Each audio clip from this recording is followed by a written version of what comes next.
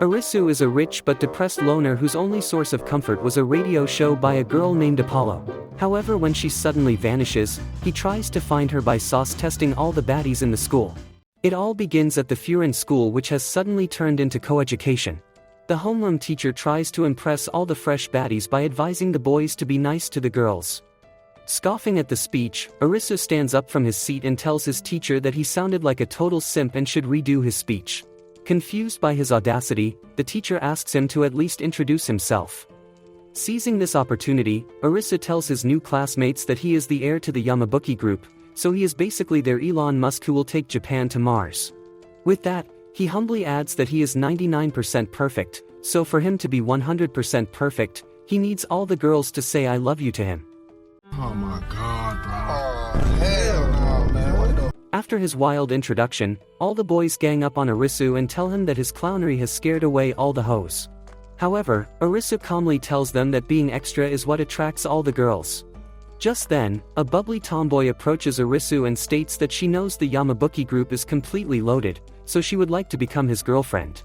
Hearing this, Arisu stands up and tells the girl to say something in his ear, but when she does so, he flatly rejects her by telling her that it's time for him to take a massive dump. While Arisu excuses himself, the boys who have been dealing with his shenanigans reveal to the girls that Arisu is doing this because he has been searching for a girl since his second year. However, since he hasn't seen her face, he tries to find her through her voice. Meanwhile, Arisu goes from class to class, in hopes of finding his dream girl. After failing yet again, he recalls his depressive past, where his only reason to stay alive was a radio show which was hosted by a girl called Apollo. Every night, he would hear Apollo's voice and start picturing a love story more perfect than Naruto and Sasuke's. All of a sudden, a girl sneaks up on him and whispers I love you in his ear, which causes all his blood to rush south. Startled by this, Arisu demands an introduction, but the cheeky girl reminds him that break is over and he still hasn't gone to the washroom. After returning, he joins his peers in the mess hall, where he thinks about the girl who sounded eerily similar to Apollo. However, Arisu tells himself that he can't be sure since the girl caught him at a time when he was desperately trying to hold his poop together. Just then, he hears a girl's voice echoing through the speakers, which tickles Arisus's pickle, causing him to run towards the broadcasting room. On his way, Arisu thinks about Apollo and wonders if she is closer to him than he had thought. As he was her only listener, they chatted regularly and got so close that Apollo would often tell him that she would like to attend an all-girls school. After her sudden disappearance, he had compiled all the evidence from their chats and quickly learned that she was the same age as him. And since she wanted to go to an all-girls school near the ocean, he dug up all the schools in the area and found out that only Furin offered such specs, which is why he decided to attend Furin School for Boys because he wanted to get closer to Apollo.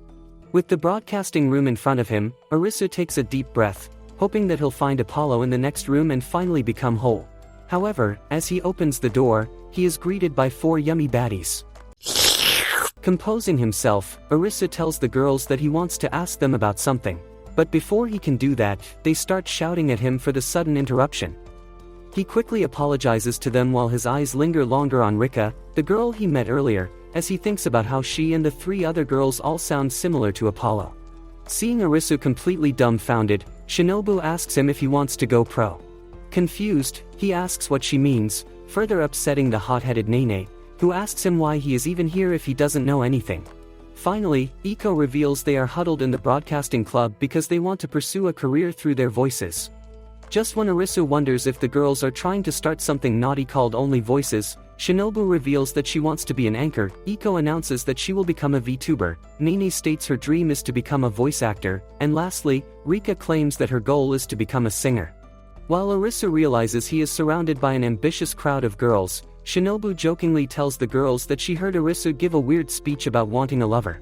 Before he can explain himself, Nene kicks him and tells Arisu that he looks like a creep who flashes his pickle to random girls.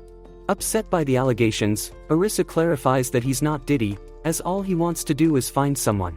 Hearing this, Iko shows a screen of her character and asks Arisu if he is here to meet her. When he tells her no, Rika steps forward, asking if he wants to date her since he seemed completely smitten by her in the hallway. Now getting annoyed, Arisu tells them that he has no ulterior motives and just wants to find Apollo.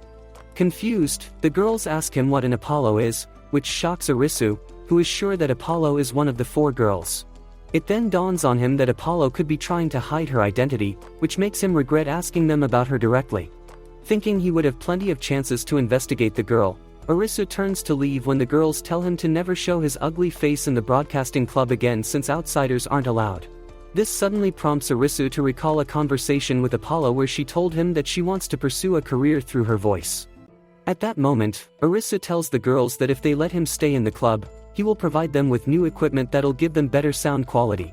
Finding his terms agreeable, the girls agree, and to pay him for his kindness, they collectively tell him that they love him. However, Arisu starts tweaking out like a virgin and quickly rushes out when he recalls saying "I love you" to Apollo in a moment of loneliness. However, since he's no longer a simp, Arisu makes up his mind to find Apollo so he can make sure she won't blackmail him once he takes over the Yamabuki group. The next day, Arisu makes up his mind to observe and collect notes on the group. But when he enters the clubroom, he only finds Shinobu, who reveals that she likes to come early to practice her lines as she's prone to messing up more. Just when he tries to ask her a question, Shinobu shushes him and prepares for the morning broadcast. Observing her intently, Arisu reads the information he had gathered on her. Basically, Shinobu is a perfect student as she is not only the vice president of the student council but is also treated like royalty by the students. Just hearing her voice, Arisu starts to believe she is completely perfect when suddenly Shinobu starts getting tongue-tied, which upsets Arisu so much that he starts scolding her while the mic is still on. Outside, he catches Nene surrounded by girls, asking her if she got the new volume of Lilycos. Nene eagerly states that she did since she's a die-hard fan, which prompts Arisu to recall that Apollo loved the manga as well. Analyzing Nene from afar, Arisu reads the information on her and comes to know that she loves to cosplay and is basically besties with everyone in her class. As she starts voice acting for the heroine in the manga, Arisu finds himself bewitched until she starts messing up her lines by saying the wrong words. Cringing at her state, Arisu wonders if Nene is special needs when she notices him and tells her friends that she got scared because Arisu keeps staring at her. After barely escaping from the angry crowd, Arisu realizes that he is unable to find the real Apollo because he had been hearing her through the phone. Naturally, the phone would distort her real voice, which is why he's having such a hard time. Suddenly, Iko sneaks up on Arisu, causing him to tumble down the stairs. Still reeling from the shock, he recalls the data he had on her. Turns out, Iko is the one who offers tech support to the broadcasting club and has a massive fan base in the otaku community. When he asks what she is doing here, Iko reveals it's time for her daily stream. With that said, she sets up her iPad and holds a 5-second stream, which ticks off Arisu, who asks her to be more dedicated to her fans. However, Iko argues that her simps don't mind, so she's cool with it. Without engaging further, Arisu leaves, realizing that everyone in the club is unserious, unlike Apollo, who was determined to pursue a career through her voice, and because of this determination, he had promised to learn voice support so he could help her in the future. Later that day, Shinobu goes live and performs badly as usual when suddenly Arisu hijacks the mic and announces that he's fed up by the mediocrity of the broadcasting club, therefore he's going to push everyone to do better. Before he can continue, Arisu is pushed out of the club by the girls. Suddenly, he gets a notification on the screen, which knocks his breath out as for the first time in years, Apollo comes live and tells Arisu that she meant it when she said "I love you." The more he hears the stream, the more it becomes clear to Arisu that Apollo is definitely a member of the broadcast club. He wonders why she is trying to hide herself from him, but then becomes absolutely determined to uncover her identity. A couple of days later, the girls find themselves running on the beach at 6 in the morning as Arisu yells at them to train their bodies if they don't want to end up as land whales, yelling about body positivity. As the girls struggle to run, Arisu shows them how it's done by running in reverse. Nene gets pissed and asks him how he's so nonchalant about it, but like always, Arisu toots his own horn by stating that he's simply an alpha male who is keen on making them all pro. However, when Nene still continues to whine, Shinobu tries to calm her down by saying that they have been slacking off a lot these days, and they could all benefit from Arisus's training. Meanwhile, Rika asks Arisu why he's so hellbent on helping them out and if they can really trust him. In response, Arisu confidently states that he is sure that he can help them climb up the mountain of success. Later on, they stop by a restaurant for breakfast where Arisu hands them a schedule book with details highlighting their issues and future training sessions. He also adds that he has included advice on how they can each improve individually. Shinobu is the first one to express her amazement with how thorough Arisu is with his mission to make them pros. Meanwhile, Nene complains about having to do the legwork of learning perfect Japanese. Iko, on the other hand, acknowledges that she needs to upgrade herself enough that she can get accepted by a VTuber agency while Rika is tasked to sing in front of 50 people. This ticks her off as she asks Arisu if he has ever played an instrument in front of a crowd. In return, Arisu tells Rika that he hasn't played an instrument before, which prompts Rika to whine about how nerve-wracking it is to play in front of a crowd. However, Arisu coldly tells her that if she wants to become a singer, she'll have to overcome her anxiety. He also reveals that he has never been nervous in his life, which Rika calls cap on. She then tells Arisu that he can't tell her what to do since he's just all talk, and walks away, leaving him completely confused. Nene seizes this opportunity and tells Arisu that she understands Rika's reaction since she's someone who is talented enough to write her songs but is getting bossed around by a chud who has no experience with songwriting or live singing. Upon hearing this, Arisu tweaks out as he wonders how the girls have the audacity to doubt his skills.